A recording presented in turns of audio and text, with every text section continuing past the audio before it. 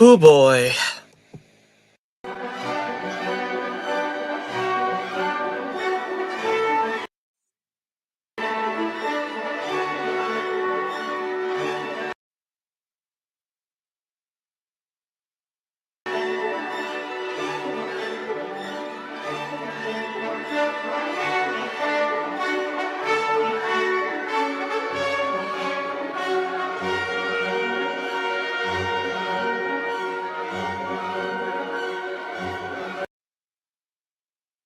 All right, well, welcome back to another Johnny Torch Reviews.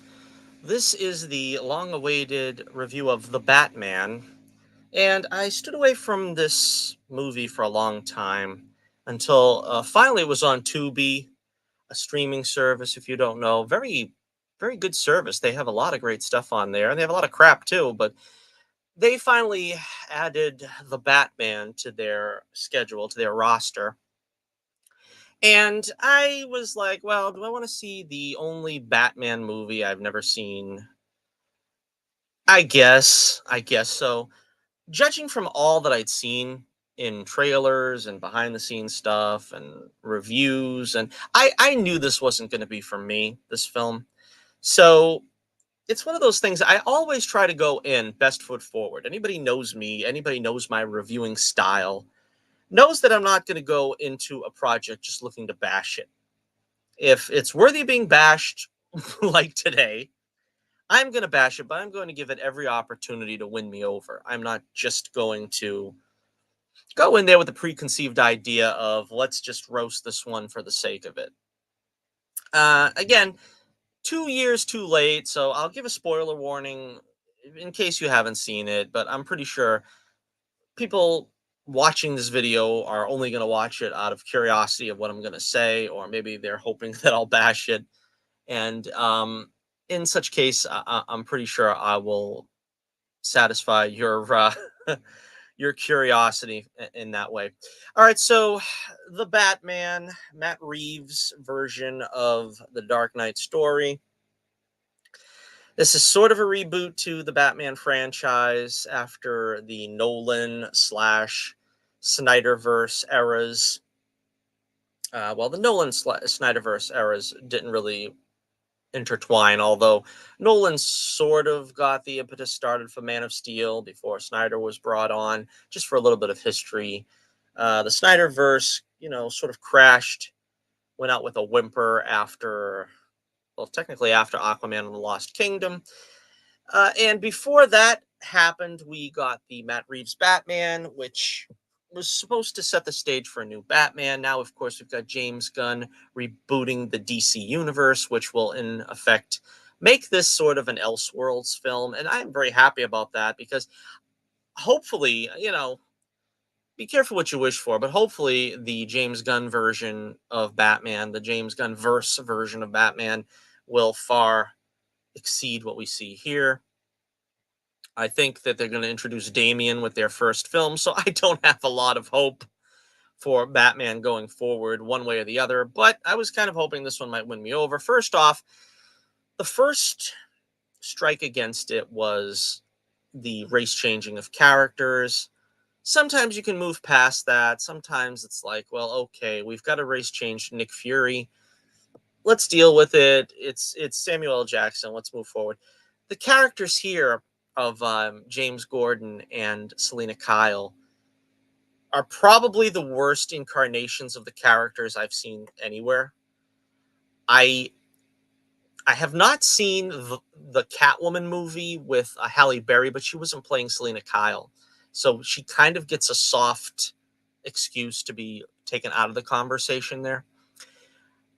But this was a terrible adaptation of the characters. I will say Robert Pattinson's Batman. There was a lot of Batman in this film. If I was to give it the pluses, let's say the pluses right off the bat, they focus more on Batman than they ever have before, and I give credit to Pattinson for, at least to my knowledge, embracing that and not saying, "Well, I want my face shown more," and sort of what you have for every other superhero flick when there's a character in a mask. We have to have so much time with him without the mask.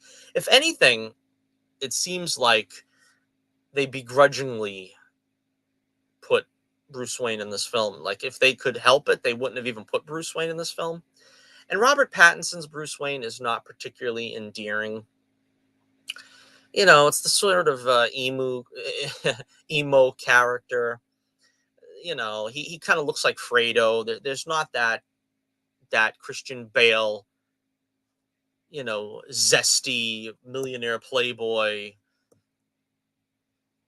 facade. None of that is here with this Batman, with this Bruce Wayne. It's basically Batman 24/7. And when he has the mask off, he's just sort of a more emo version of Bruce Wayne slash Batman.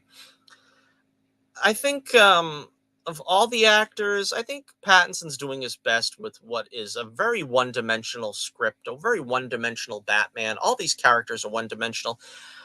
I think Pattinson's doing his best. I described it on Twitter as he looks like he's either going to throw punches or burst out into tears. That was the effect I got from Batman. He's always giving like these mournful glares at people, like he's either upset and wants to punch somebody, or he sort of like wants to start crying. And I really don't think either is appropriate for a good Batman. Batman has to throw hands at time. That's fine. But it kind of, you don't really, it's like they try to like express a lot through the eyes. And I feel like not enough is expressed. I don't really know what he's trying to say when he's doing these glares and trying to emote with his eyes. It just doesn't really come off well. I think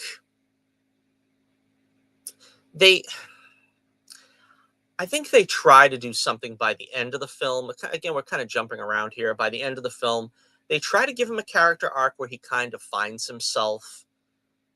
And again, jumping around a bit, we're sticking with Batman for the moment. We'll do this character by character, I guess. But with Batman, they're doing that kind of riff where it's like every self-important Batman story ever written in the 90s, where they have the narration boxes and, oh, it's so hard being Batman, life is so tough. This is kind of what we've been put through for every single superhero film, particularly coming out of DC when it comes to Batman or Superman. And this is why it gets grating after a while.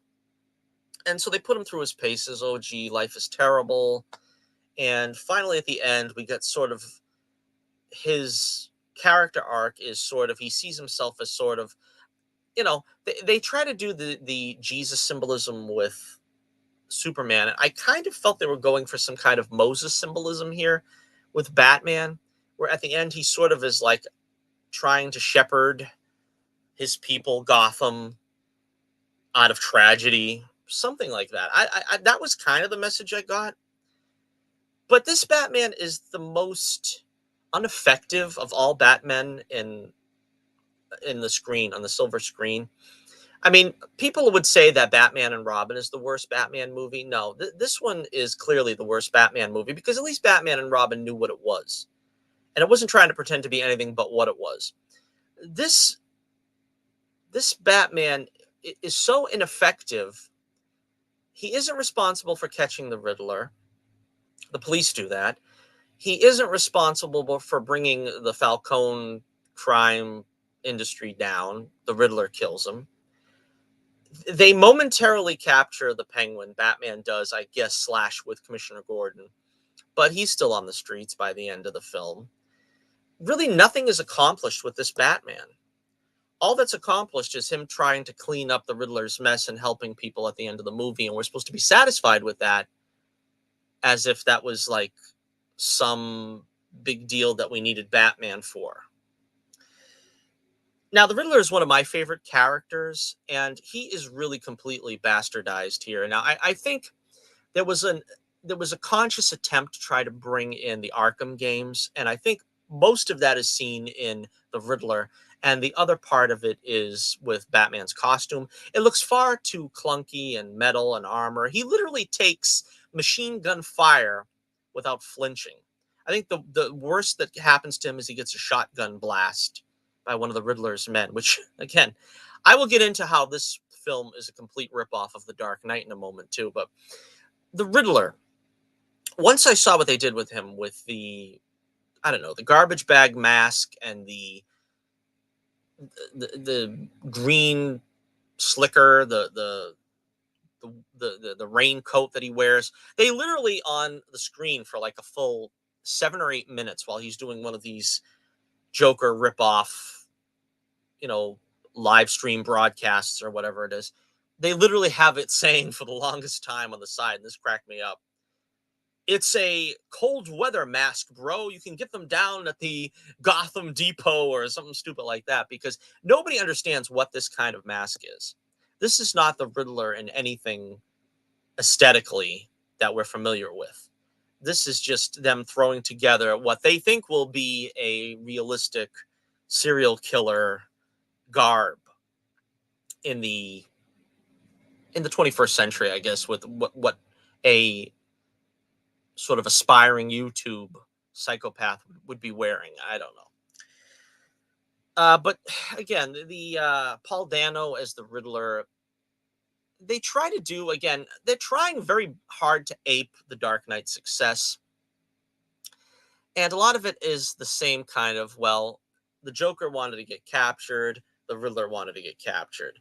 The Joker's a psychopath. He's doing things on live streaming his victims and stuff. The Riddler's doing that too. Riddler's one of my favorite villains. I love the Frank Gorshin version, and I enjoyed for what it was the Jim Carrey version. I think that was a little excessive, but he was basically trying to take the reins of the Frank Gorshin role, which those are big shoes to fill, and I felt he did well enough. But here, he's basically in Arkham, and they're trying to recreate that scene between the Joker and Batman, where in this case he doesn't get into the same room with him, but like Batman is going to become violent. He's trying to find out what the Riddler's plan is. The Riddler basically becomes unhinged and starts saying no like a retard and singing Ave Maria. It was at that point that I kind of knew what they were trying to do.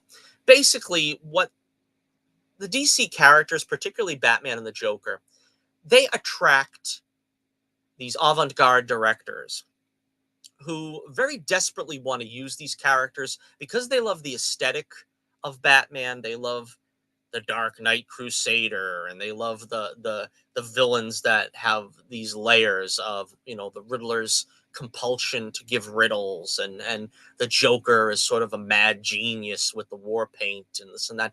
They want to embrace it on an intellectual level, but they don't understand that you have to make it accessible to the core audience, which is 8-year-olds. They are so ashamed that they want to play in the sandbox with the 8-year-olds that they want to age up the storylines and the characters, forgetting what these characters were created for in the first place, which was for children's entertainment.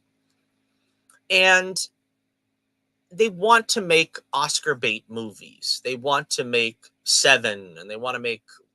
I'm not into that genre, so I couldn't tell you a lot of those movies. I mean, I'm sure there are many of them that you could tell me in the comments below.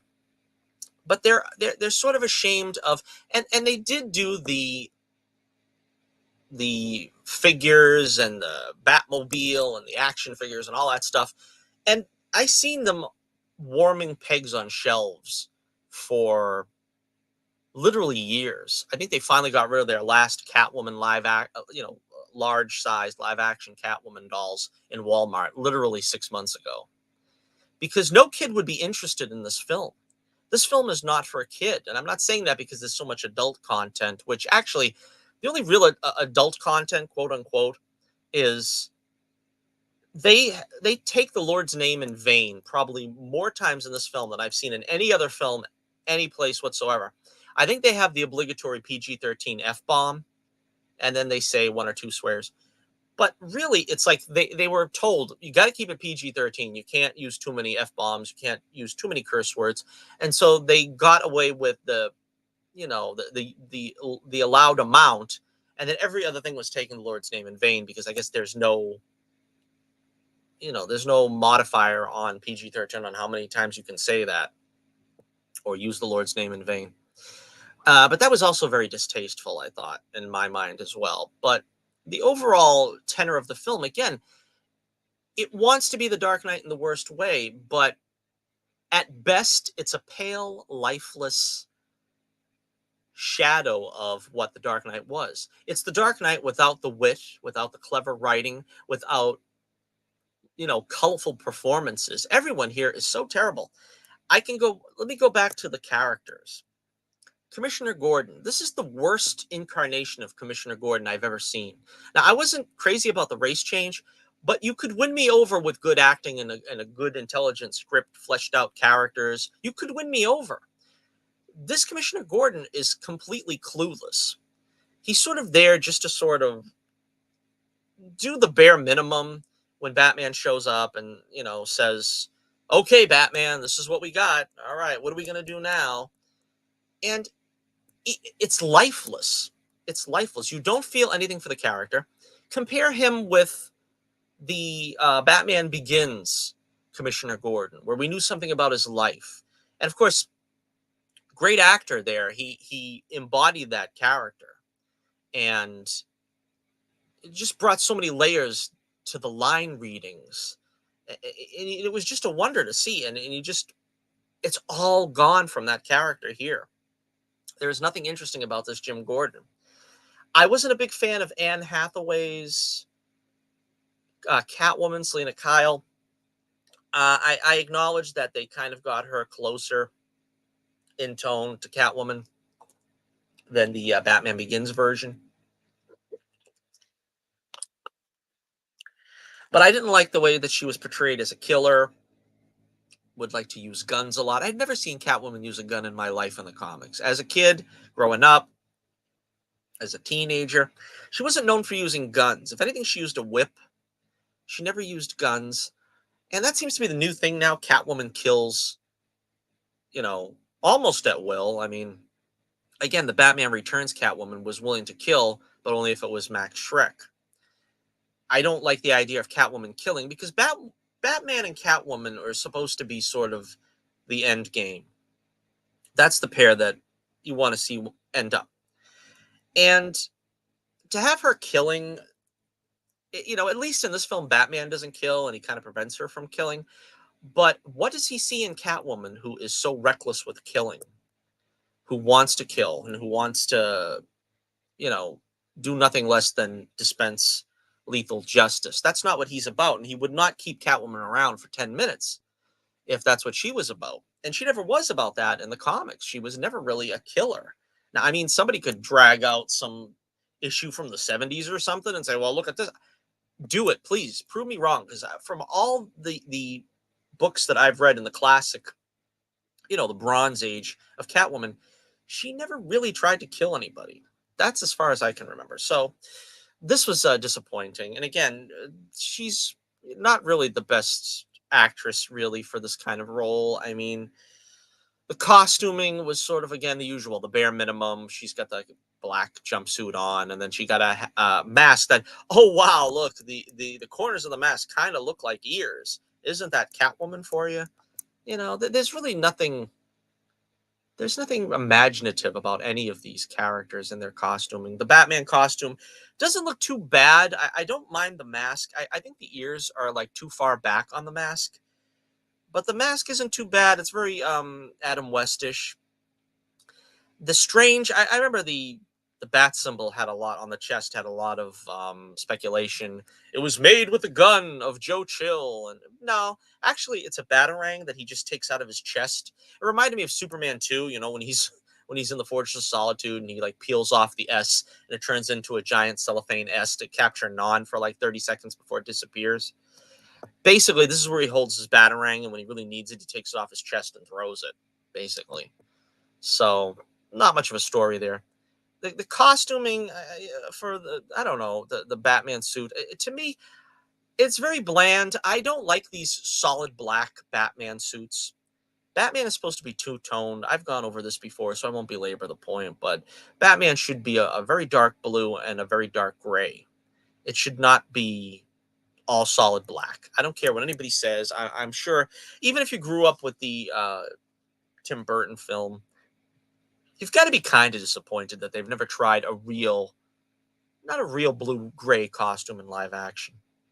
They did the gray black thing for the Snyderverse, which again I've said this before, but it really it doesn't do any justice because Batman shouldn't have those proportions. He should not look like a big bruiser like the Dark Knight Returns. He should be svelte. He should be ninja-ish. So that costume didn't work for me. And then of course you have the like Batman and Robin film where it's like sort of blue, but it's all solid. It's all one color. So if you kind of change it from black to blue, you're still not really doing any favors because you don't get that two-tone look. All right. Also, we got the Penguin here. We might as well talk about him. I thought it was a fun character, but it wasn't the Penguin. It was an embarrassment to the Penguin because I get what they're trying to do. They're trying to do the, the Italian mobster, the Sicilian mobster, parody that every film wants to try to do when they're doing gangsters. Joe Pesci, basically, What do you want here? What do you want from me, sweetheart? What are you doing? I could see that from Maroney, but not for the Penguin. The Penguin is supposed to be, if he's a caricature of anything, he's a caricature of an Englishman with the top hat and tails and the umbrella. He's upper crust what? And that's what the Penguin's supposed to be. They still haven't gotten the Penguin right in live action, apart from, of course, the late and very revered Burgess Meredith, who came about as close to the Penguin in real life as you'll ever see, probably. But he was an amusing character. Colin Farrell, I think, plays him. His second villain, apart from Bullseye, he's almost unrecognizable in the role. But nah, I couldn't really see him. And then he's going to have his own TV show. I don't know what they're going to do with that, but count me out. Other characters, we got Carmine Falcone. I don't really know why they decided to make him the father of Catwoman. That has nothing to do with the comics as far as I'm aware. And again, the actor was pretty good. I recognize him from, I don't have the names in front of me, so of course I'm going blank on a lot of these actors' names, but he was on Monk, I think. Tony Shalhoub, is that what his name is? Yeah, no, that wasn't him. But either way, he was good as Falcone. I didn't think he was particularly as good as the guy from Batman Begins, but I could at least see it.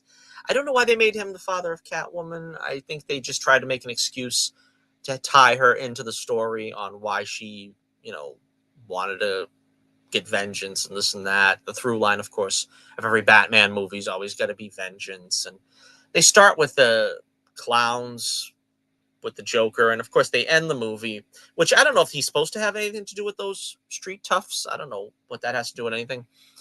But the only film not to have a Batman actor say "I'm Batman," by the way, which was missed. They have the Joker sort of teased at the end with the Riddler becoming besties, I guess.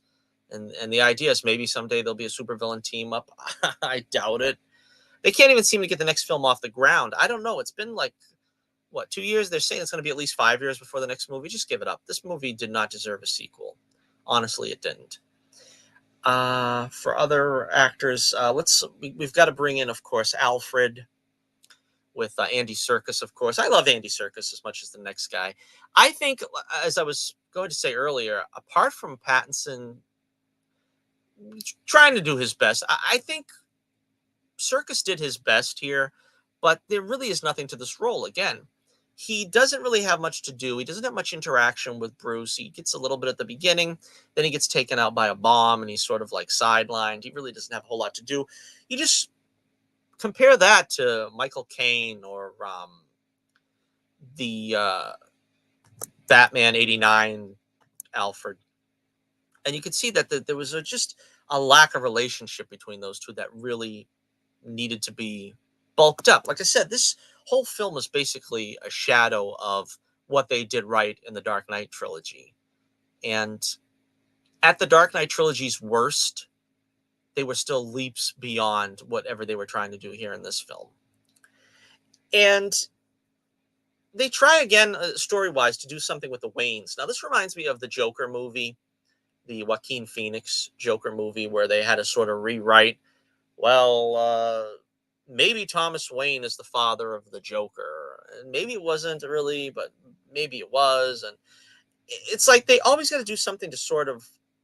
I know in the comics they have like tried to tweak the Batman story so that Thomas Wayne had more to do than just be a surgeon, a very wealthy surgeon who was killed in a random robbery.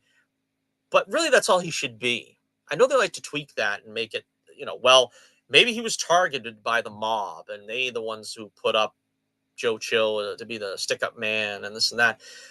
I don't really need any of that. I don't like any of that when they try to do it. I think they did that in the Gotham TV show. Because what else were they going to do? They had a 12 years old Bruce Wayne.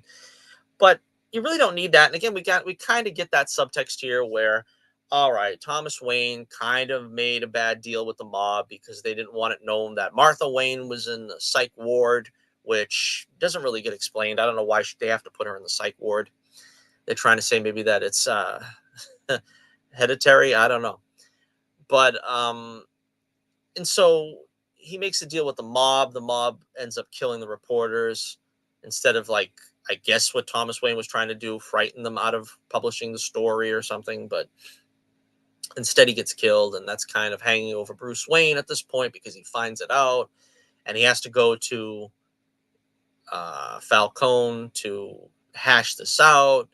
And again, it's really sad because it's like so many things they're trying to rip off previous movies. They're trying to rip off mostly the Dark Knight trilogy, and it's just not done well. None of it is done well.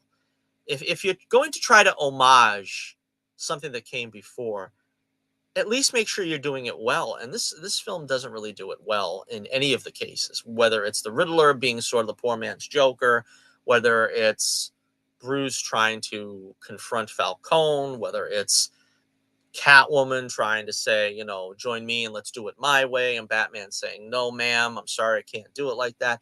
Basically, all these themes were already done so much better in the Dark Knight trilogy.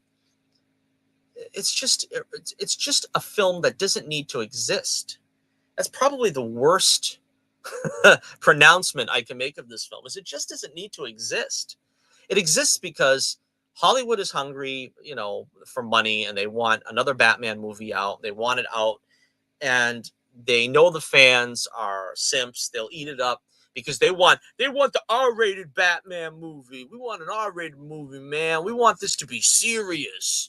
We don't want to see, Mr. Freeze and his freeze gun and the clay face that turns into a big mud man. We want to see a guy in a trash bag and a raincoat, and he's gonna, stick it to the man.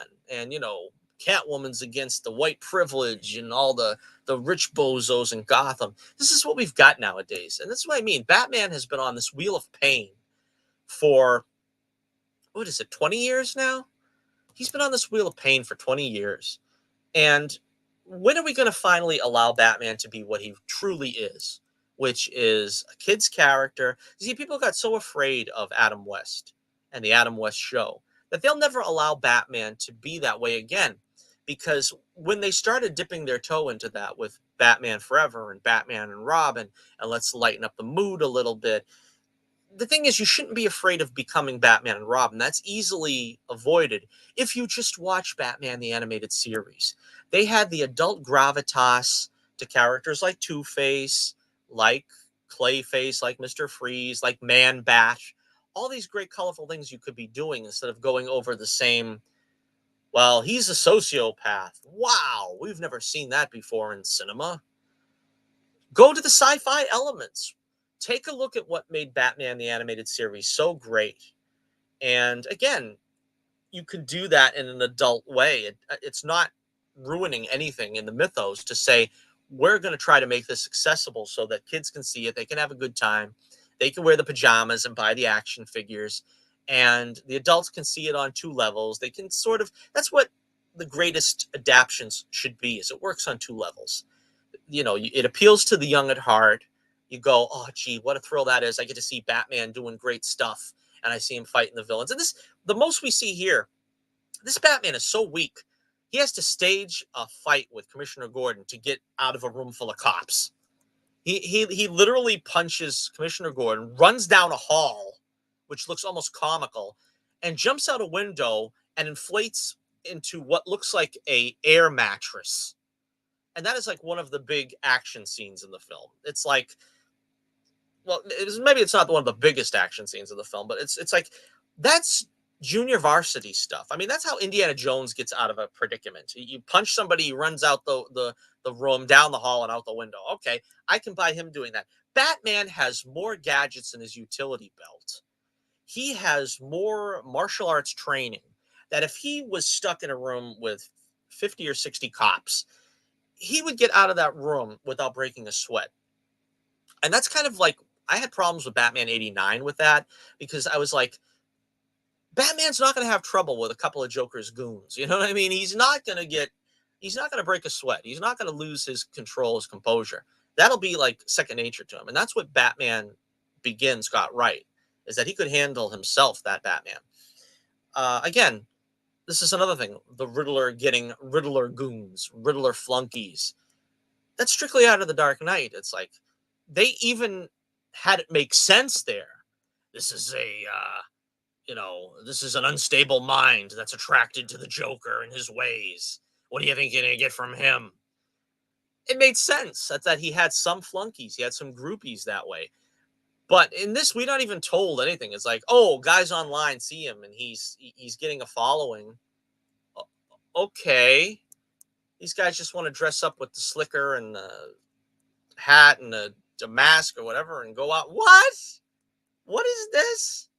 It just, I don't know. It was just like a pale imitation of the Dark Knight, the Dark Knight trilogy.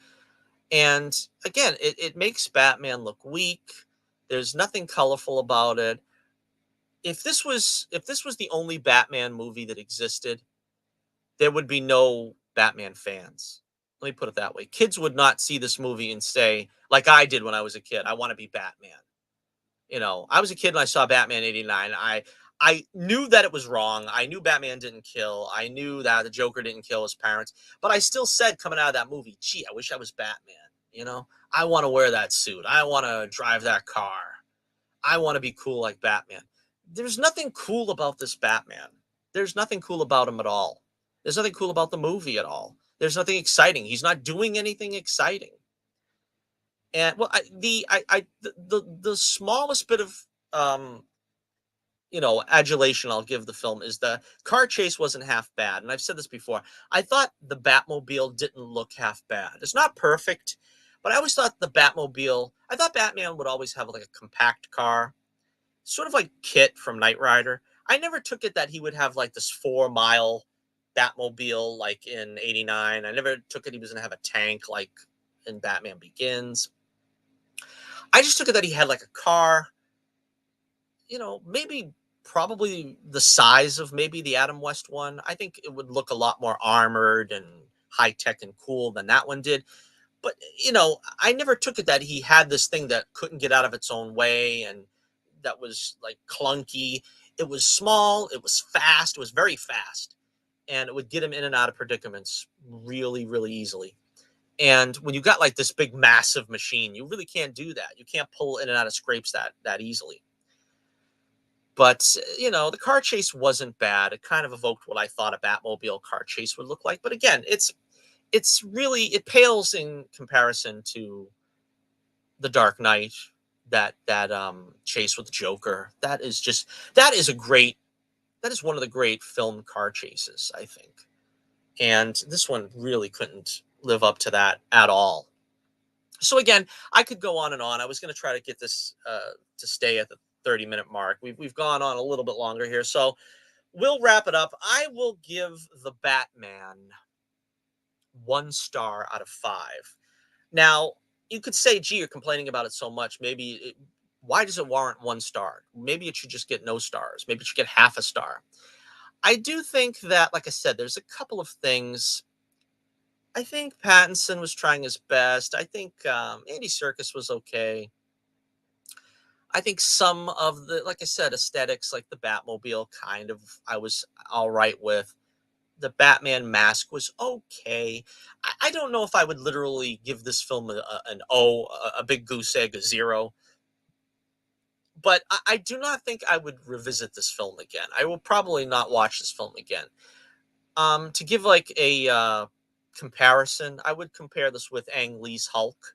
I gave that 1 star. There's some good visuals and there's a couple of scenes that might be worth revisiting, but there's really nothing here, you know, en masse that you would want to revisit. I mean, one or two good casting choices, doesn't really help save a movie. One or two good visuals, action scenes doesn't save a movie, but I don't know if I could give it a complete 0 on that credit. So for what it is, yeah, this is pretty bad. This is pretty bad. So let me know what you think in the comments below. Did you enjoy the Batman? Do you think that this universe should continue, particularly now that Gunn is reinventing the Cape Crusader for the DC slash Gunverse? Or do you think, like I think, it's a misbegotten attempt? It's had its day and it should just go away and fade into obscurity. That's kind of what I'm thinking. All right, so let me know what you know in the comments below. Be sure you like, share, and subscribe. I will try to get as many more retroactive reviews in if I find any movies that I want to see, just to give my 2 cents on. And again, if you enjoyed me going to town on a film, it doesn't happen that often. I think I was pretty fair with Madam Web. I was pretty fair with the Marvels, but Batman, man, you better get Batman right. If you don't get Batman right in the Batman universe, you're going to hear from me, and there will be no mercy.